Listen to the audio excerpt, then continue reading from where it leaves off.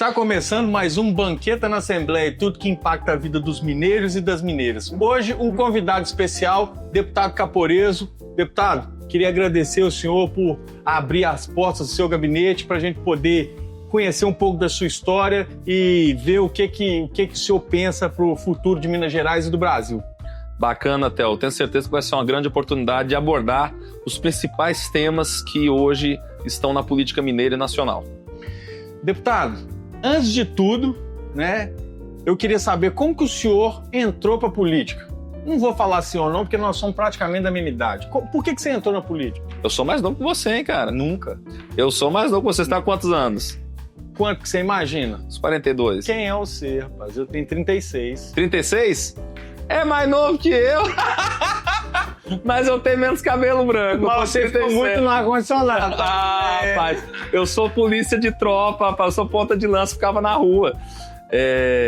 A atividade política propriamente dita foi uma coisa inesperada na minha vida e que começou a acontecer quando eu conheci pessoalmente o então presidenciável, né, deputado federal à época, Jair Bolsonaro. Participei da equipe de segurança dele por 4 vezes, a última delas em Juiz de Fora, quando ele foi esfaqueado. Foi uma coisa realmente muito triste, muito marcante, e que me fez ir para a rua e trabalhar ativamente por ele, né? Depois disso, meu compadre, Júnior Amaral, foi eleito deputado federal, tem feito um excelente trabalho, e eu fui trabalhar com ele na condição de assessor parlamentar.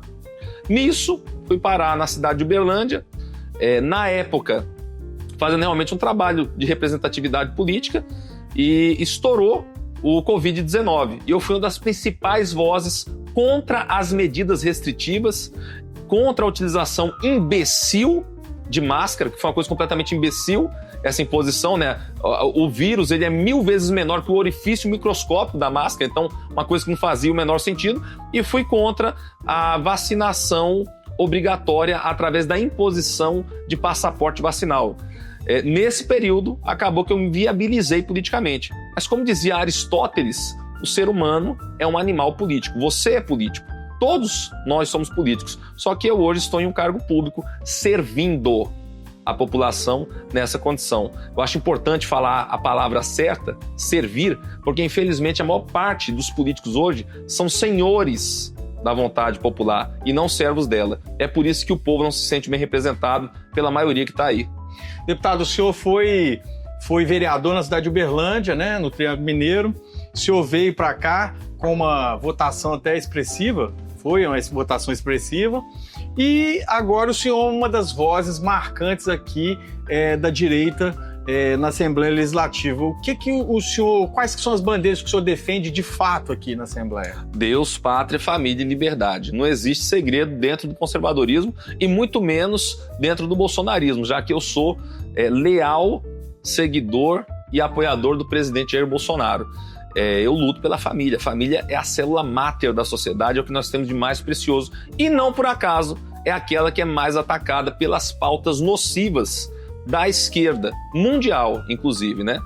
Então é por isso que eu me posiciono contra pautas nefastas como a ideologia de gênero, contra a doutrinação comunista em sala de aula, que acontece, infelizmente, contra esses direitos dos humanos. Eu gosto de direitos humanos, mas o que existe no Brasil historicamente não é isso. O que existe é uma proteção da bandidagem, da vagabundagem, e eu me posiciono categoricamente contra isso em defesa dos nossos heróis das forças policiais, porque não existe progresso sem lei e ordem. E a gente precisa valorizar aqueles que mais se sacrificam pela nossa liberdade, né, arriscando o próprio pescoço para nos proteger. Então é isso que eu faço. E acima de tudo, né, eu sou cristão. Então eu tenho o dever moral de defender aquela que é a base cultural, não apenas da sociedade brasileira, mas de toda a sociedade ocidental, que é o cristianismo.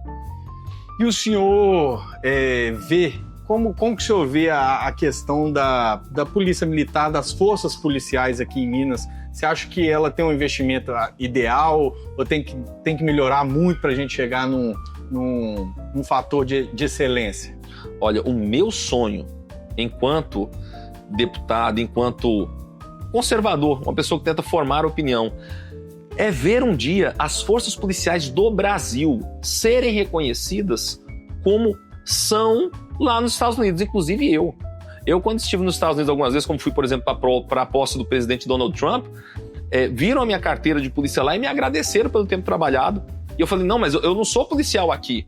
Eu sou policial no Brasil, que pelo meu sotaque, meu inglês provinciano, já dá para perceber que eu não sou norte-americano, né? E mesmo assim eles falaram, não importa, nós te agradecemos.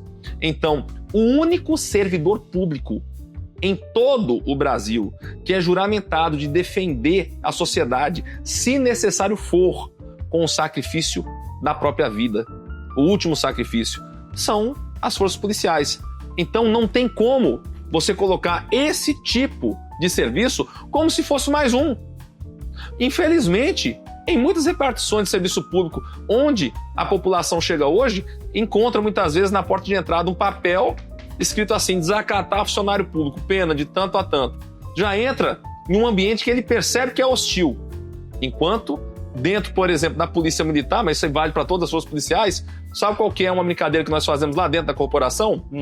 PMMG, Polícia Militar de Minas Gerais, né? Sabe como é que a gente chama isso daqui? Pai e mãe de muita gente. Que a gente pode fazer para ajudar o próximo, a gente faz. A gente leva realmente às últimas consequências a ideia conceitual de servir e proteger. Deputado, o senhor tem uma importância, relevância na política mineira que você é uma referência para a direita. O senhor tem aparecido nas pesquisas como o provável candidato ao Senado e o candidato mais forte da direita por pesquisas, né? O senhor vai ser candidato ao Senado? Como vai ser o futuro seu? Olha, essa decisão é única e exclusiva da minha referência na política, Jair Messias Bolsonaro. Mas eu posso falar com toda a propriedade que não existe nenhum nome mais à direita do que o meu. Então, o meu nome está assim nessas pesquisas, não é porque a pesquisa levantou e eu estou aparecendo por um ou outro motivo dentro do cenário político mineiro. Não, é porque eu tomo posição. Eu não fico em cima do muro. Eu sei quais são as minhas pautas e eu defendo. Eu realmente defendo Deus, pátria, família e liberdade. Eu me posiciono contra esse desequilíbrio hoje do sistema de freios e contrapesos, onde coloca o poder judiciário com uma concentração nociva de poder dentro da República. Hoje é uma vergonha que está acontecendo, praticada aí principalmente pelo ministro Alexandre de Moraes. Então não tenho vergonha, não tenho medo, não tenho receio de falar as coisas e de dar o nome que elas precisam ter. Então, se escolhido for pelo presidente Bolsonaro para ocupar essa posição no PL, certamente eu servirei. E a vaga de senador pelo PL vai ser decidido pelo presidente? Pelo presidente. Eu tenho certeza. Isso aqui eu já posso falar porque o próprio Bolsonaro me falou. Eu não estou falando por terceiros. Ele está avaliando meu nome com muito carinho. Eu agradeço ao presidente pela sua amizade, pela sua confiança e peço a Deus para que o abençoe e o livre de toda essa perseguição injusta que ele está sofrendo hoje. Deputado, já que você mencionou aqui o ex-presidente Jair Bolsonaro, vamos lá. E essa PEC da dosimetria? Você acha que passa? Você acha que é importante? O que a direita em si quer? E ela quer anistia total, ampla e restrita? Ou ela vai negociar isso lá no Congresso para tentar minimizar a questão de penas? O que você acha? Então, a direita sabe o que quer. A direita sabe o que quer. Resta saber se o presidente Lula e esse pessoal do Centrão deseja, sim, pacificação para o Brasil ou só mais problema. A única coisa capaz de pacificar o Brasil hoje se chama anistia. Ampla, geral e irrestrita. Por qual motivo? Bem, é só trilhar aqui um critério comparativo. Em 1979, Gilberto Gil, Caetano Veloso fizeram um show em defesa da anistia, ampla, geral e restrita. Eles defendiam a anistia para terroristas que aprenderam treinamento de guerrilha urbana em Cuba e na União Soviética, que praticavam assalto a banco, assalto a mão armada, sequestro, homicídio, como o do soldado Mário Cosel Filho, que morreu em um atentado à bomba enquanto trabalhava, um recruta do exército, que saiu da sua casa jovem para poder servir o seu país e foi devolvido para os pais dentro de um caixão. Então, essas pessoas que lutavam por democracia, não. Elas lutavam pela ditadura do proletariado, a ditadura comunista. Isso é uma coisa que eles falavam abertamente. Não sou eu que estou inventando. Para esse pessoalzinho aí do show business, né?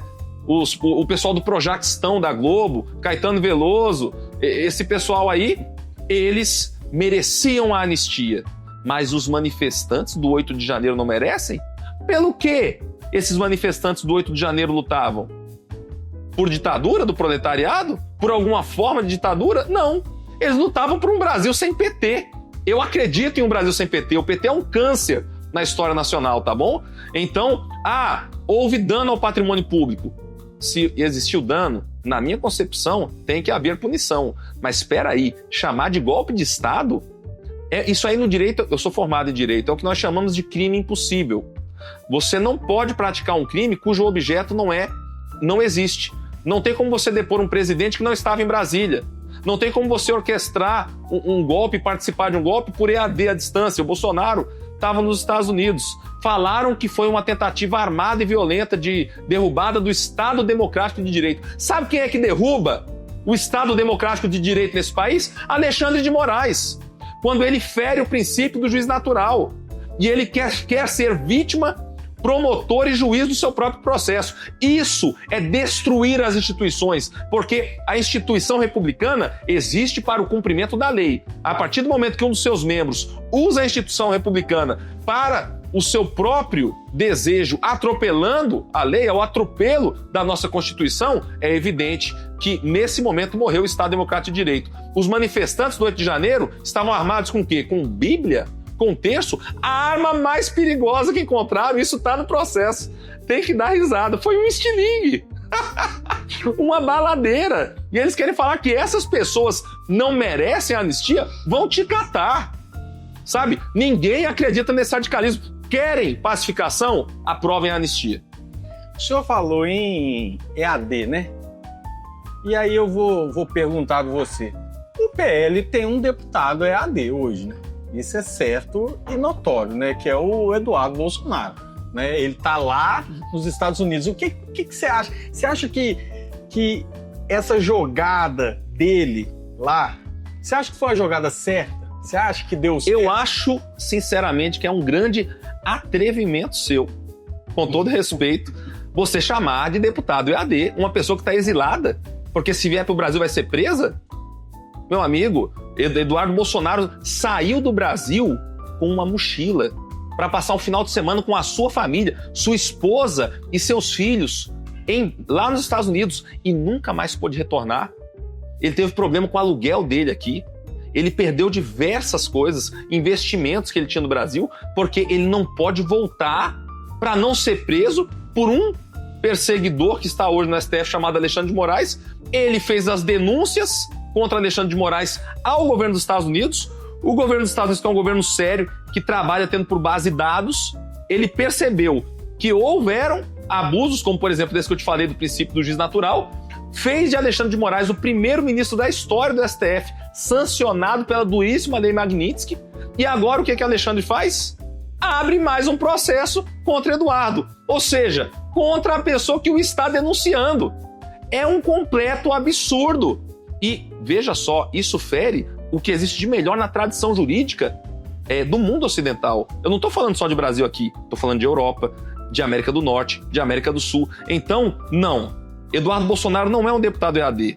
Eduardo Bolsonaro é um perseguido político em exílio no Brasil, que foi perseguido na condição de deputado federal por exercer o seu direito à opinião. Direito esse protegido pela Constituição. Então, o que existe no Brasil hoje é a esculhambação do direito e uma perseguição implacável contra a direita.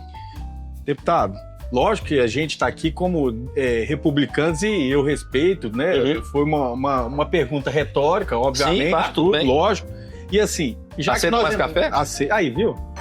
Aí, quebramos o clima. Claro, não tem problema não. Deputado, eu quero saber o seguinte, o que você acha que o Trump, né? Nós estamos falando muito aqui de política externa, né? Política nacional, até porque o senhor pontua nas pesquisas e sei que o senhor irá para Brasília de qualquer jeito, sendo candidato ao Senado ou sendo candidato a deputado federal, né? O Trump, quando ele fez esse movimento com o Lula lá, o que você avalia? Quando ele fez aquela movimentação, o Trump é um exímio negociador, é um homem que faz parte do mundo dos negócios há muito tempo. Ele conseguiu fazer, depois de mais de 70 anos de guerra, pela primeira vez na história, que o presidente, na verdade, ditador da Coreia do Norte, apertasse as mãos do presidente da Coreia do Sul. Só o Trump foi capaz de fazer isso. E agora o Trump quer resolver o problema dessa perseguição contra o presidente Bolsonaro no Brasil. E por que ele quer resolver isso? Porque ele passou pelo mesmo. Ele foi injustamente perseguido pelo Poder Judiciário dentro dos Estados Unidos através de um lawfare pesado. E ele percebe que é a mesma situação que acontece com o Bolsonaro, só que mais grave, porque infelizmente as nossas instituições já revelaram não ser fortes como as instituições norte-americanas. Deputado, vamos falar um pouco de Minas Gerais. Qual que é a sua visão sobre o governador Romeu Zema? Sobre o governo em si dele?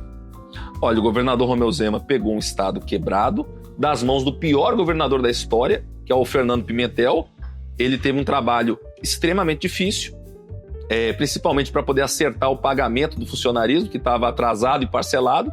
Só que depois que ele fez isso, ele não tem se mostrado mais um grande gestor, uma pessoa que está fazendo a diferença. E eu provo isso. Ele teve 4 anos do governo Bolsonaro para negociar a dívida de Minas, que estava extremamente alta. Ele esperou começar o governo Lula e ter as portas fechadas para tentar negociar a dívida. Isso foi de uma incompetência terrível. Hoje, a gente fala muito a respeito de privatização. Como um parlamentar de direita, eu sou favorável à privatização, mas eu vejo privatizações no estado de Minas Gerais que nos envergonham profundamente. Agora existe pedágio de norte a sul, de leste a oeste, em diversas rodovias, sem um único centavo de melhoramento na pavimentação asfáltica.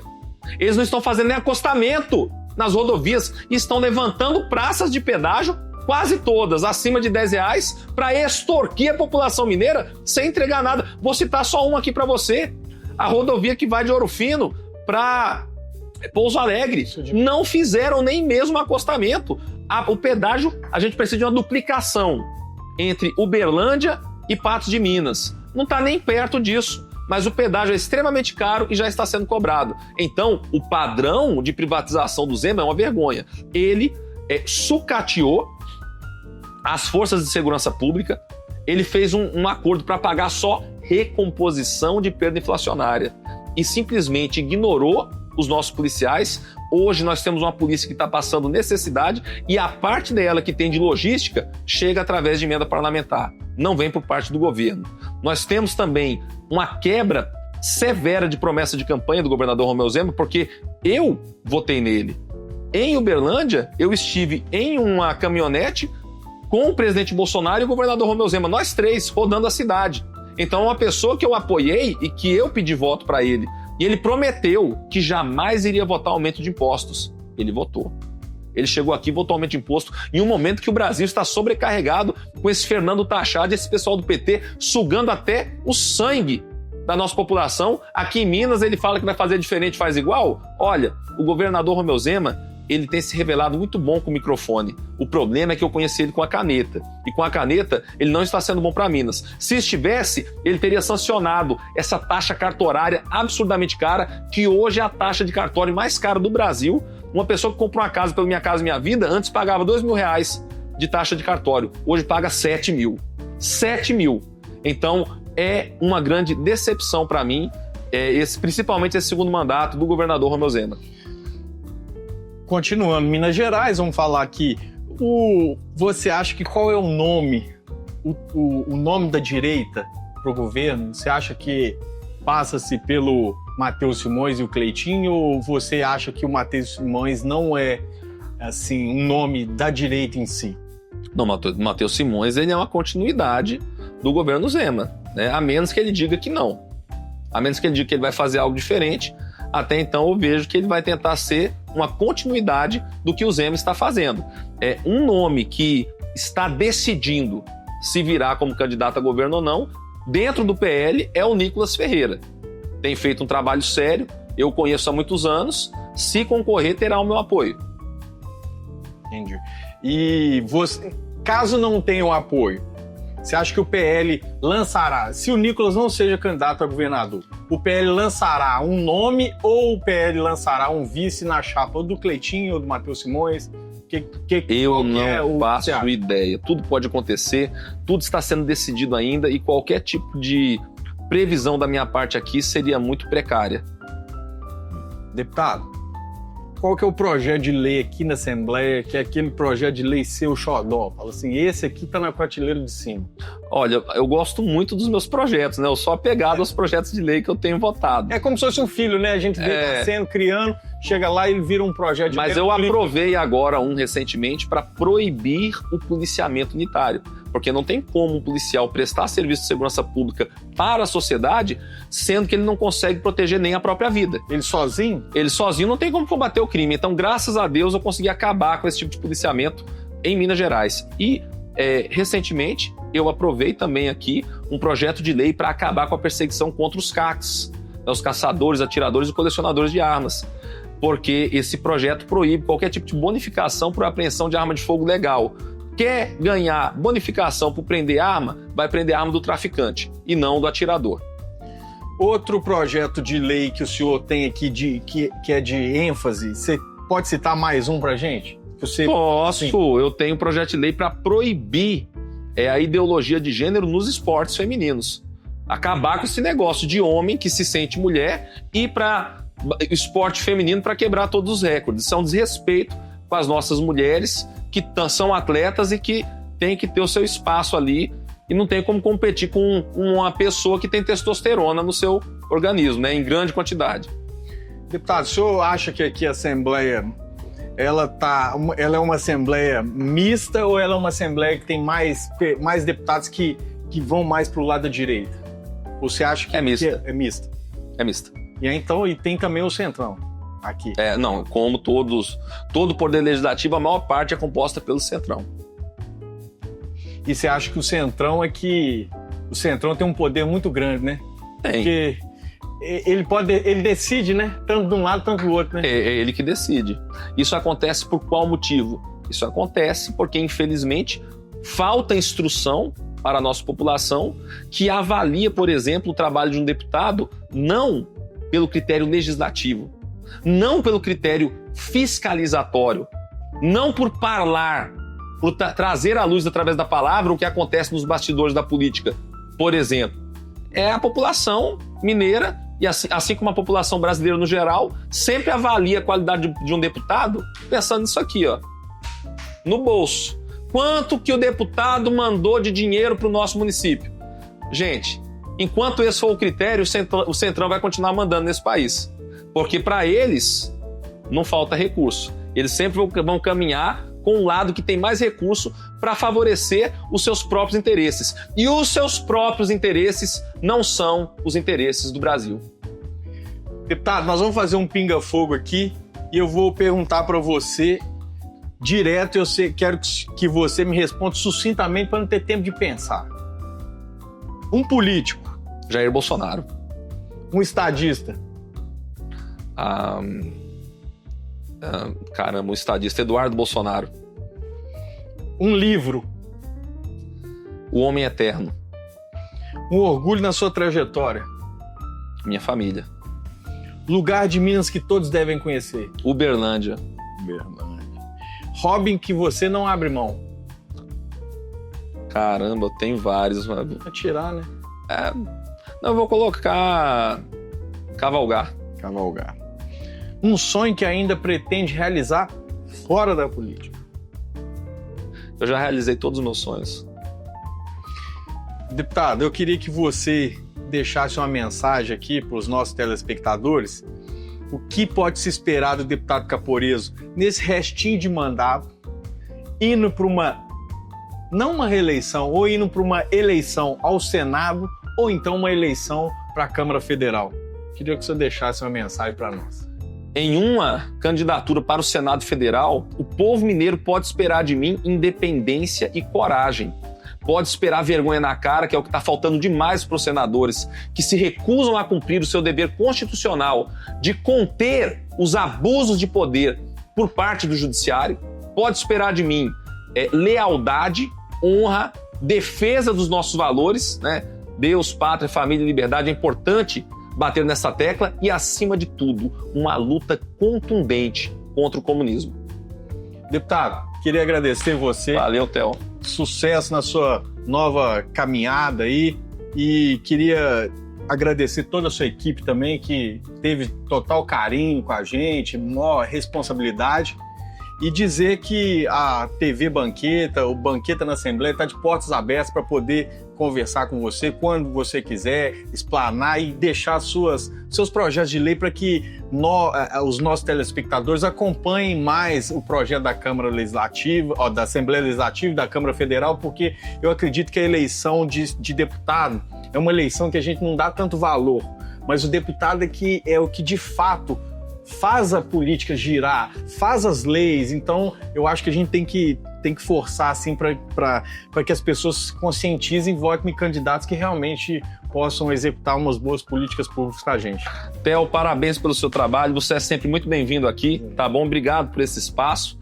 Quero pedir também nesse momento para que vocês possam me seguir em minhas redes sociais através do Caporeso, com 2E, DM de Direita Minas, ou Cristiano Caporeso nas outras redes. Um forte abraço para todos vocês. A direita vive em Minas Gerais. Banqueta na Assembleia, tudo que impacta a vida dos mineiros e das mineiras. Hoje, diretamente da Assembleia Legislativa de Minas Gerais, com o deputado Caporeso. Um forte abraço e até a próxima.